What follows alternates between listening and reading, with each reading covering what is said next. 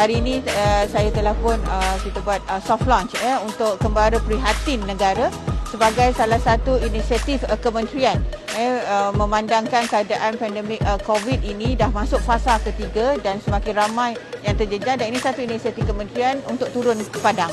Dan apabila kita turun ini bukan sekadar daripada bantuan yang kita salurkan, tetapi juga kita bawa juga kaunter aduan bergerak. Kita sedia maklum dalam keadaan begini pasti akan ada juga yang memerlukan panduan yang memerlukan bagaimana untuk mendapatkan bantuan daripada inisiatif-inisiatif kerajaan dan sebagainya.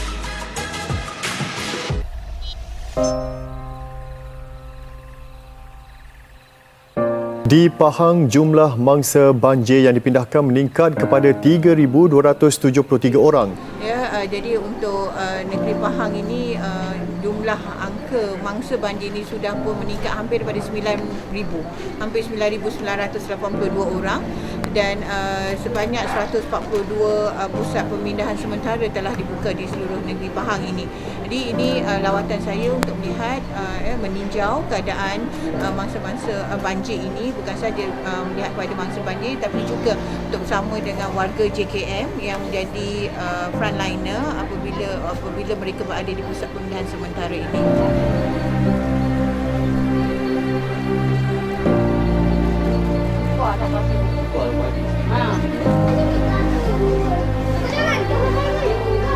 Kita cuba yang terbaik dan sudah pasti apabila 9 daerah daripada 11 daerah terjejas dalam banjir dalam negeri Pahang ni, pada 9 daerah terjejas, sudah pasti memerlukan kerjasama daripada semua pihak. Kita cuba yang terbaik dan habis saya meninjau dari segi persiapan, dari segi pemindahan, dari segi penyediaan kebajikan mereka, barang makanan mereka, ada juga yang pesakit kronik dan sebagainya, yang mana kita tempatkan di sebuah bilik khas lah, bergantung kepada situasi dan keadaan seseorang mangsa tersebut.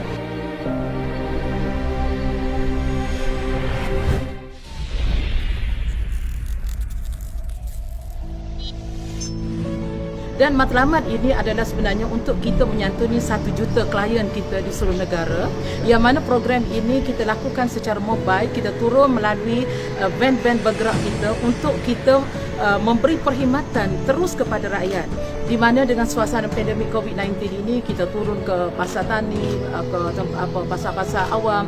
Tujuannya untuk memudahkan bagi rakyat yang berada di kawasan pedalaman, yang mereka jauh nak pergi ke Jabatan Kebajikan Masyarakat daerah. Jadi kita gunakan van-van bergerak untuk memudahkan urusan kepada mereka.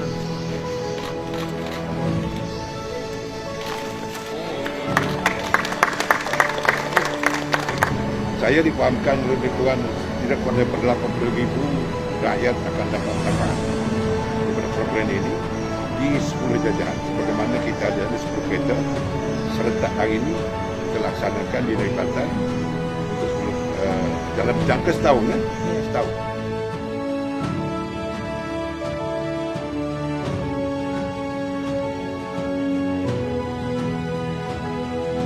Ucapkan terima kasih kepada JKM membantu saya.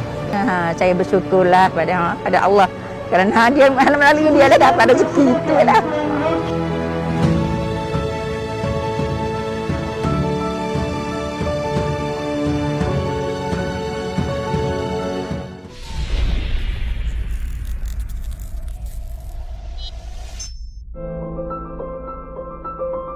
Lebih 1,400 orang dipindahkan di Terengganu dan Kelantan susulan banjir di beberapa kawasan di 2 negeri berkenaan. Menurut laman Sesawan Info Bencana Jabatan Kebajikan Masyarakat JKM, 3 daerah terjejas dengan pasti mas mencatat bilangan mangsa tertinggi.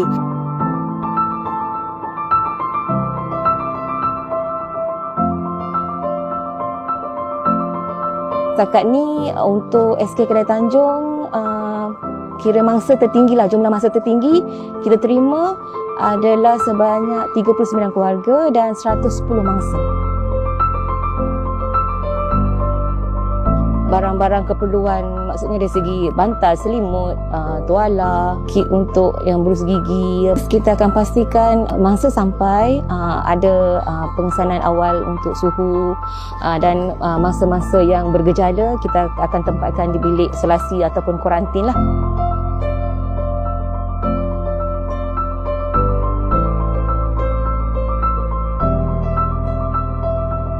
Kalau naik air pun sampai tahap mana dia punya ketinggian? Ketinggian dia kalau rumah saya ni lebih kurang betih lah macam tu lah. Kalau rumah pun rumah tinggi dah. Dapur tu kan? Dapur ada, pagar bawah ada lah.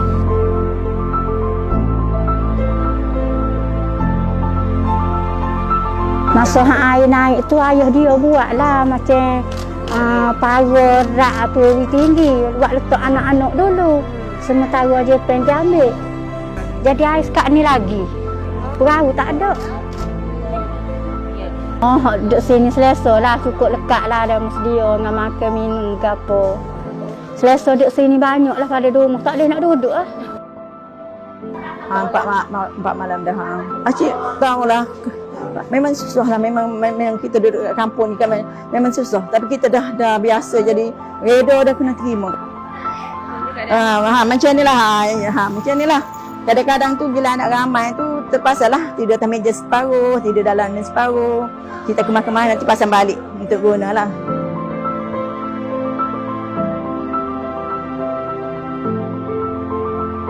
Terima kasih banyak-banyak lah daripada JKM yang banyak membantu kami masa-masa banjir dengan macam-macam dapat bantuan, ada dapat beras, ikan sardin, melengkap.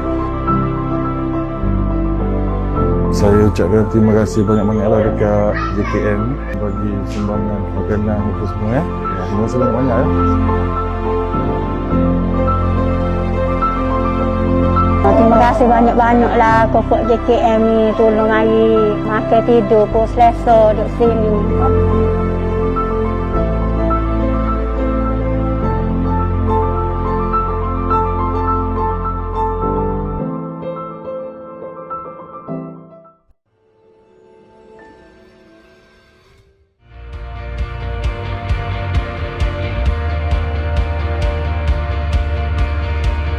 Assalamualaikum dan salam sejahtera. JKM TV hari ini berada di Pusat Expo Pertanian Malaysia atau lebih dikenali sebagai MAEPS yang dijadikan sebagai pusat kuarantin dan juga rawatan kepada pesakit COVID-19.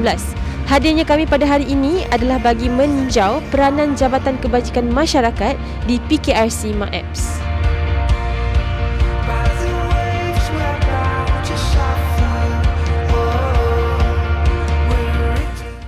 Kami bertugas untuk mengumpulkan data petugas dan juga pesakit bagi penyediaan tempahan makanan setiap hari. Untuk petugas 4 kali sehari dan juga pesakit pun sama 4 kali sehari. Di hadapan saya ini ialah makanan yang berjumlah 6,000 pack yang diuruskan oleh Jabatan Kebajikan Masyarakat kepada lebih kurang 3,000 pesakit dan 1,200 petugas. Ianya diagihkan sebanyak 4 kali sehari.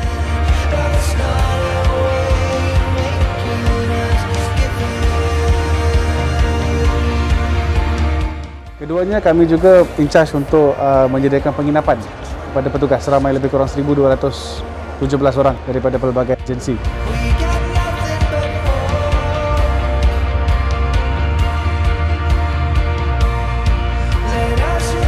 Dan ketiga pula untuk menerima sumbangan. Kami ditugaskan untuk menerima, merekodkan dan mengagihkan sumbangan tersebut. Sama ada sumbangan itu diberi kepada petugas ataupun pesakit. Alhamdulillah, hari ini pihak Yayasan Pembangunan Ekonomi Islam Malaysia bersama Yang Berhormat Senator Datuk Dr. Haji Zulkifli Mohamed Al-Bakri hadir ke MAEPS untuk memberi beberapa sumbangan.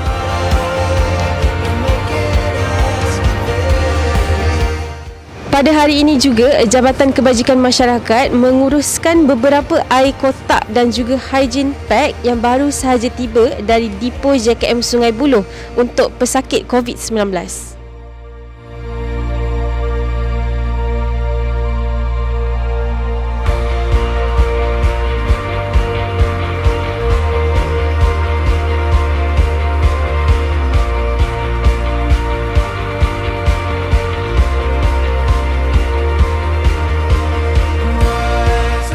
Dia ada masalah, sebelum ni katanya masalahnya adalah satu dia agak apa ni orang kata takut kalau terlampau lama berada dengan pasien.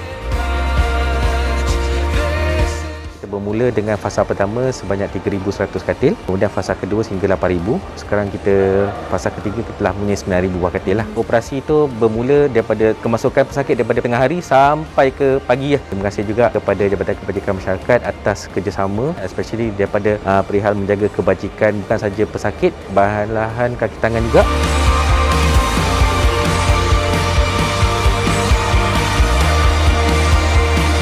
Walaupun keadaan pandemik COVID-19 semakin membimbangkan di negara ini, namun itu bukan penghalang Jabatan Kebajikan Masyarakat dalam mengutamakan frontliners dan juga pesakit COVID-19 di pusat kuarantin.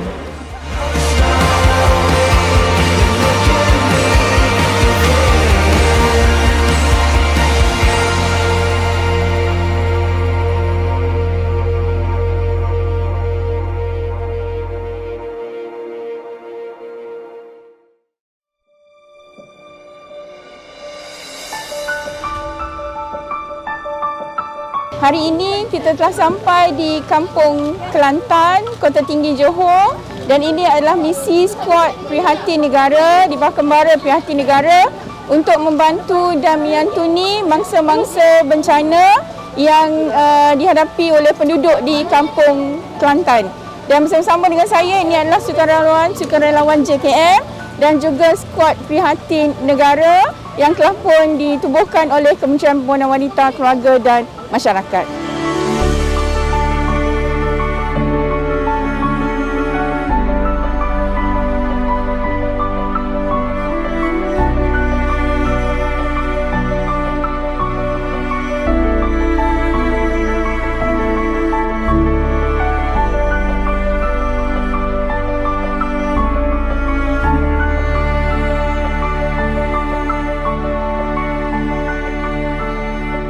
Okey, jadi hari ini kami meneruskan lagi perjalanan kami ke 7 buah rumah sekitar Kota Tinggi di mana mereka merupakan antara rumah-rumah yang terkesan ketika banjir. Seperti anda boleh lihat sekarang, hujan sedang lebat dan kami pun sedang mengedarkan barang-barang untuk gotong royong.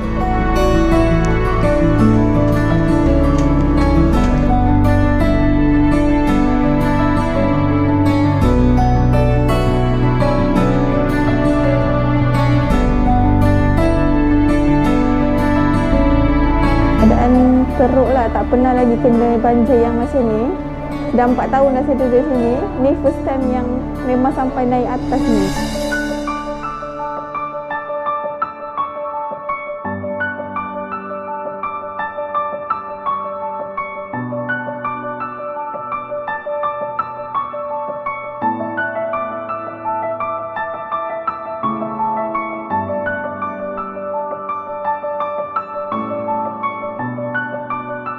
Jadi untuk program hari ini, skuad Prihatin Negara datang untuk membantu untuk melancarkan proses pendaftaran dan untuk masang setup untuk di dalam bilik-bilik mangsa. Contohnya kemah, kita akan bersihkan bilik itu dulu dan kita akan pasang kemah di setiap bilik-bilik yang telah ditetapkan oleh pihak sekolah lah, ketua pusat di sini.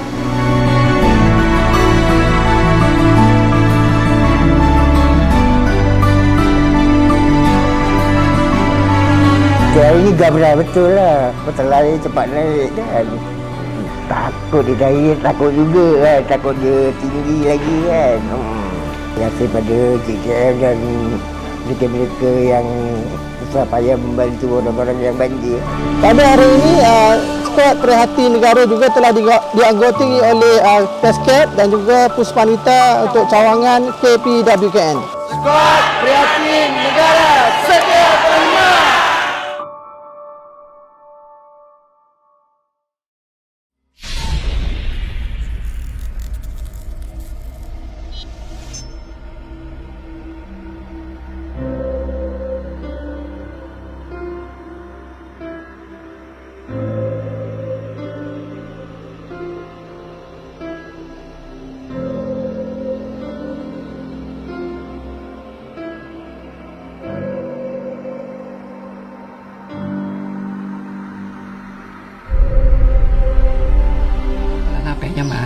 Sini bulu tak banyak.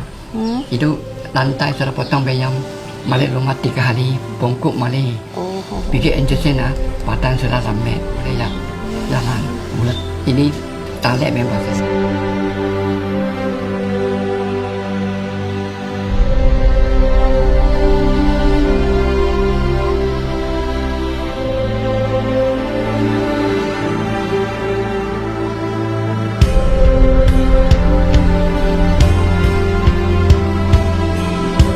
Kelantan 18 tahun kan?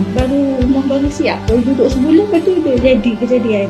Sini ke bawah dia tak rasa, cukup dia tak rasa. Baru ke atas dia rasa.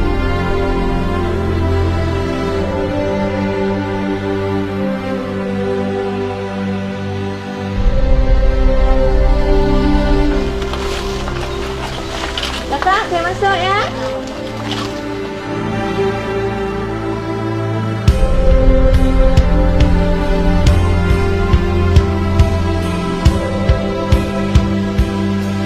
Dah berapa lama you buat kerja ni? 1 tahun lebih ya. Suami dulu kerja apa? Kerja lori. Dia meninggal sebab apa? Sakit liver.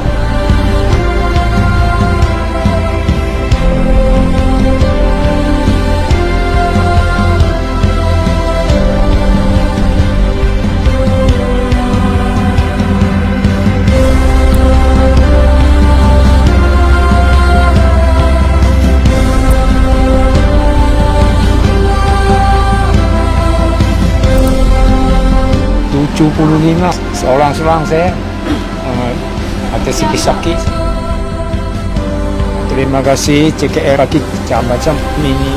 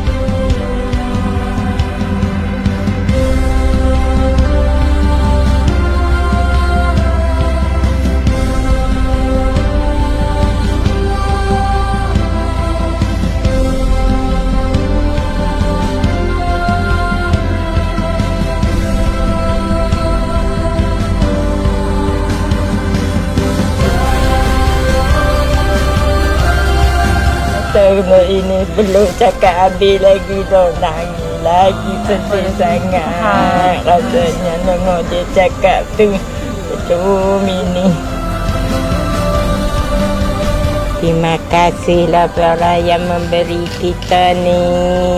Berdoa kepada Allah, kepada Tuhan, murahlah rezeki.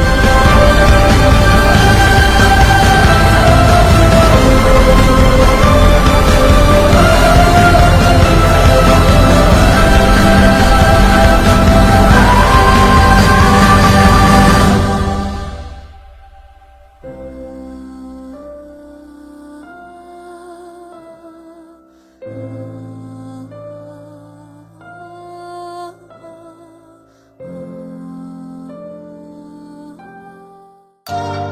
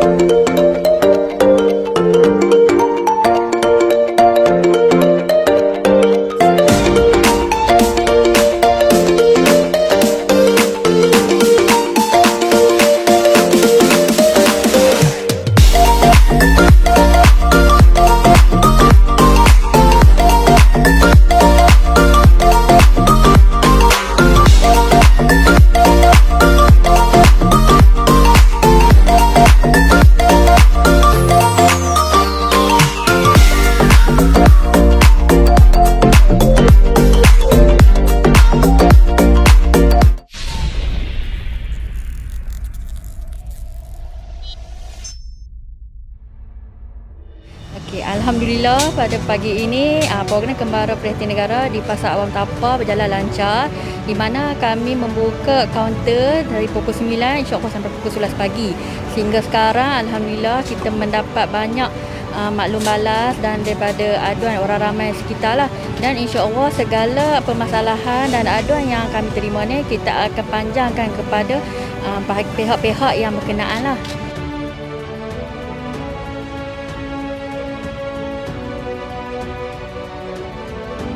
Saya ada seorang adik lembam lah. Sejak dilahirkan pun dia cacat.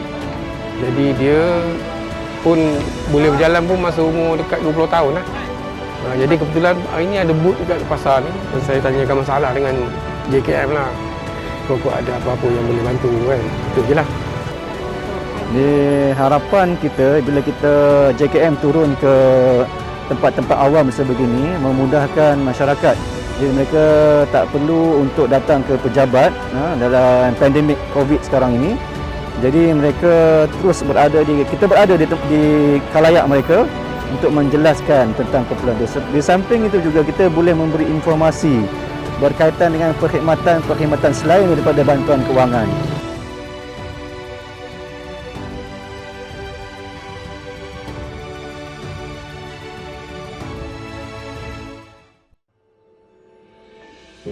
Latar belakang RSK Bidung telah mula dibina pada bulan Ogos 1992 selepas Perang Dunia Kedua untuk menjaga, memelihara dan juga pemulihan kepada warga emas. Jadi di sini dinama peringkat awalnya nama Rumah Orang-Orang Tua. Dan seterusnya pada tahun 1995 RSK Bidung ini telah dinaik taraf yang mana sebahagian besar adalah asrama untuk penghuni Rumah Sikanan Bidung.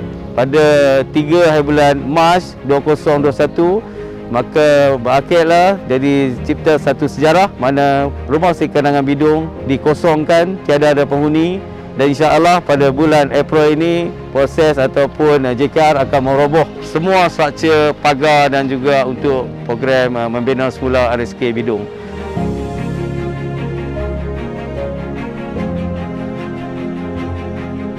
Sehingga hari terakhir ini dalam perjalanan saya nak datang kerja pun saya dah teringat dan rasa sedih jugalah untuk berpisah dengan penghuni-penghuni warga emas di sini. Tapi insya-Allah saya akan mengirim mereka sampai ke rumah Seri Kenangan Seri Iskandar untuk menyantuni mereka kali yang terakhir.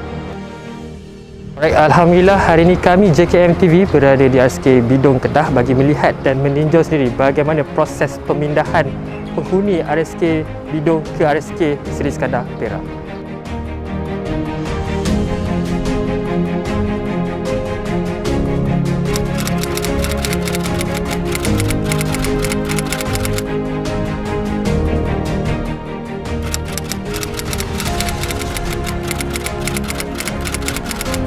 Kita sedia maklum bahawa warga emas ini merupakan kumpulan sasar yang memerlukan perhatian yang lebih. Sudah pasti Jabatan Kebajikan Masyarakat bersama pihak pengurusan RSK Seri Iskandar mengambil tindakan yang sangat berhati-hati bagi memastikan semua perkara yang melibatkan kesihatan, keselamatan, kebajikan warga emas ini diberi perhatian yang sewajarnya. Disebabkan tempoh COVID-19 ini kita akan buat kuarantin dulu kepada penghuni yang akan kita terima. So setelah habis tempoh tersebut kita akan bolehlah mereka berjumpa dengan ahli keluarga baru. So dengan itu kita dapat menunjukkan satu suasana kekeluargaan dan mereka pun bila mereka masuk rumah baru kan, daripada rumah lama masuk ke rumah baru. So bila dia dah dapat makluman, dapat penerangan, so dia boleh terima dan di sinilah tempat mereka akan tinggal nanti. Itu yang paling penting. Ikutan RSK Seri Iskandar akan menerima seramai 71 orang lagi penghuni tambahan daripada RSK Bidung. Ibu Pejabat telah pun membuat pelantikan seramai 25 orang personal by step secara kontrak yang akan berkhidmat di RSK Seri Iskandar pada tahun ini dalam kita memperkukuhkan pengurusan sumber manusia di Seri Iskandar. Ya, kita telah merangka dan merancang gerak kerja yang terperinci bersama dengan agensi yang bertanggungjawab dan kita cuba pastikan projek ini insya-Allah dalam tempoh 3 tahun dapat diselesaikan dan selepas itu warga kerja di Rumah Seri Kenangan Bidong dan juga warga Mas yang berada di sini dapat dikembalikan semula ke Rumah Seri Kenangan Bidong dengan suasana yang baru, dengan cara hidup yang baru dan juga dengan tata cara dan juga prosedur yang baru.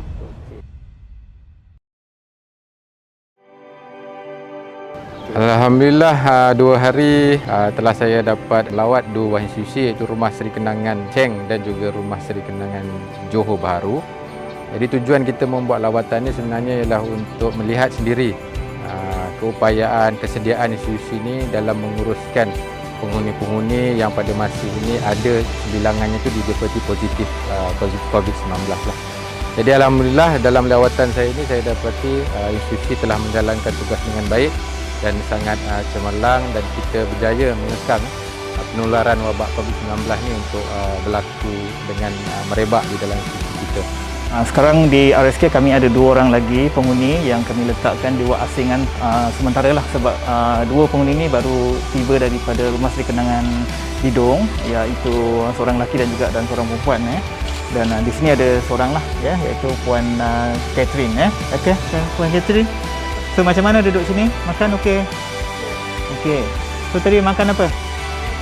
Dari segi kebajikan memang kami jagalah sebab penghuni semuanya akan mendapat perkhidmatan, jagaan dan perlindungan daripada pihak RSK. Segala makan minum dia dan segala juga keperluan dari segi aspek perawatan dia kami uruskan dengan pihak unit klinik. Allahu Akbar.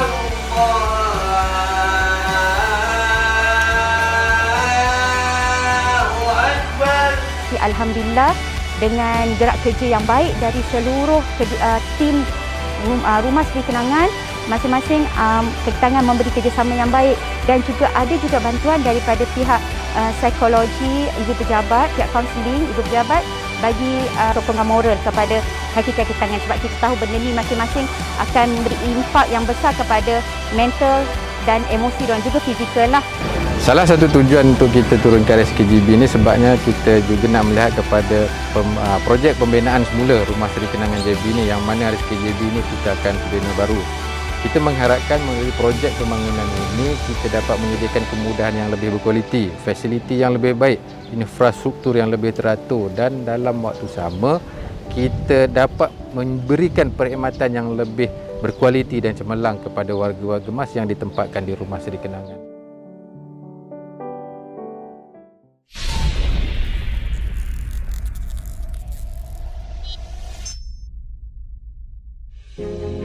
Pada hari ini kita terbangkan dulu 1000 kotak ya, dia akan terbang secara berfasa dan ini adalah untuk keperluan rakyat Sabah yang terjejas akibat pandemik COVID-19. Kami di kementerian menerima banyak permohonan daripada Sabah khususnya dan sumbangan daripada pihak korporat ya, syarikat-syarikat korporat sudah pasti dapat membantu meringankan bebanan kewangan dalam kita menyalurkan bantuan kepada mereka yang memerlukan di Sabah. Dan untuk pengetahuan Kembara Prihatin Negara ini ya, kita telah pun mulakan pada 1 November 2020 dan sehingga hari ini telah pun mengadakan 276 program di seluruh negara ya, di mana dalam Kembara Prihatin Negara ini bukan sahaja kita mengedarkan menyalurkan bantuan-bantuan yang daripada pihak syarikat korporat dan juga NGO, tetapi juga dalam Kembara Prihatin Negara ini juga kita bawa sekali kaunter-kaunter aduan ya, kaunter-kaunter aduan kita juga bawakan sekali segala inisiatif-inisiatif di bawah kementerian dan juga kementerian-kementerian yang lain.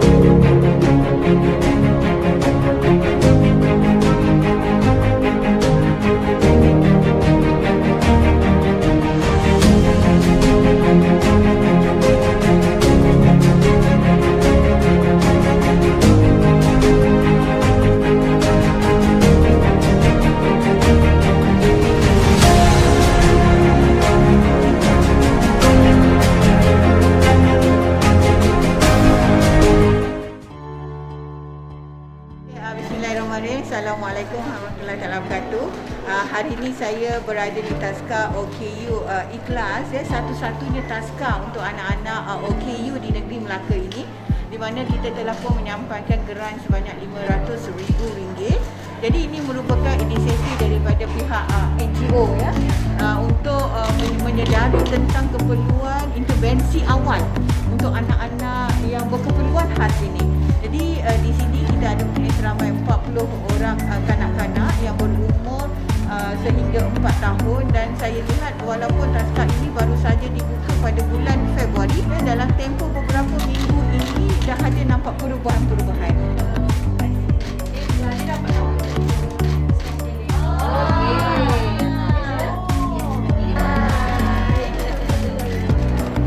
Jadi kementerian akan terus memantau, dan kita mengharapkan dalam tahun ini kita ada juga bajet sebanyak 1.7 juta untuk operasi taska-taska OKU ini.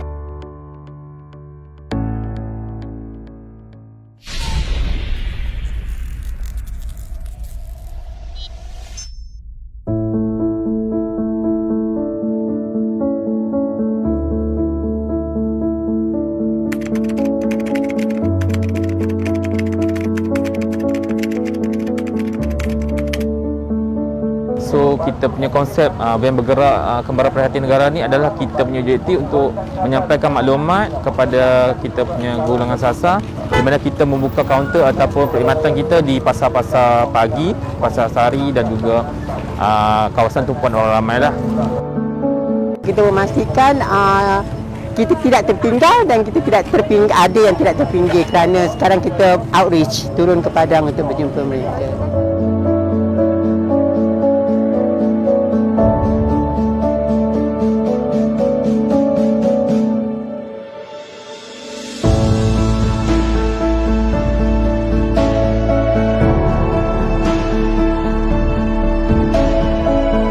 Ada juga menjaga dekat pasar Peladang depan ni, Manung ni kan. Tapi pendapatannya memanglah tak itulah, tak mencukupi lah untuk tanggungan keluarga makcik kan. Makcik tak adalah minta macam tu, tapi berapa dia orang nak bagi makcik dengan ikhlas hati mak dia berdoa kan. Dapat tolong keluarga makcik. Itu ajalah yang makcik dapat harapkan.